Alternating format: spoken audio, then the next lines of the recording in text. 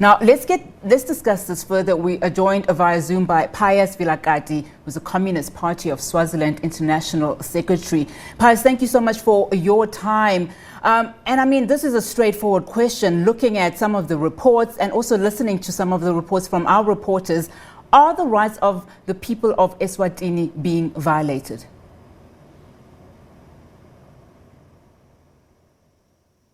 Well, thank you so much for this time.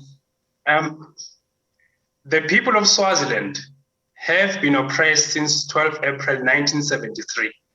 So this is the 48th year of the oppression, the Tinkundla oppression. And the absolute monarchy rule continues to entrench itself in Swazi society. But now people have stood up. There have been such waves, of course, in the past, but a nationwide protest action, even heading to the rural areas.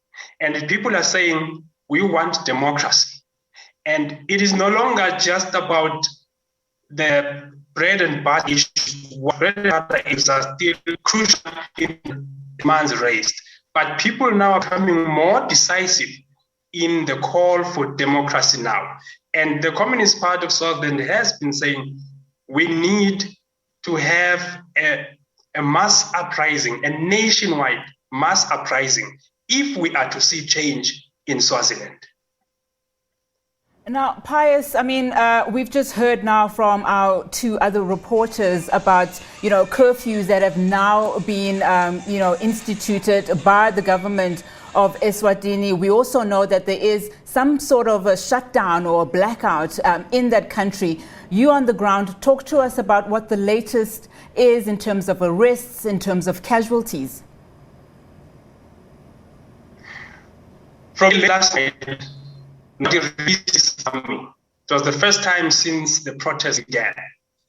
And we are aware that some were shot and injured.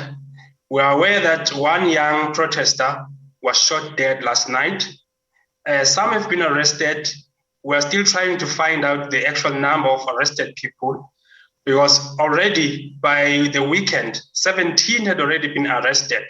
Some are out during the protests. But now this tactic of shutting down the internet, it's a tactic that in order to keep people outside the country.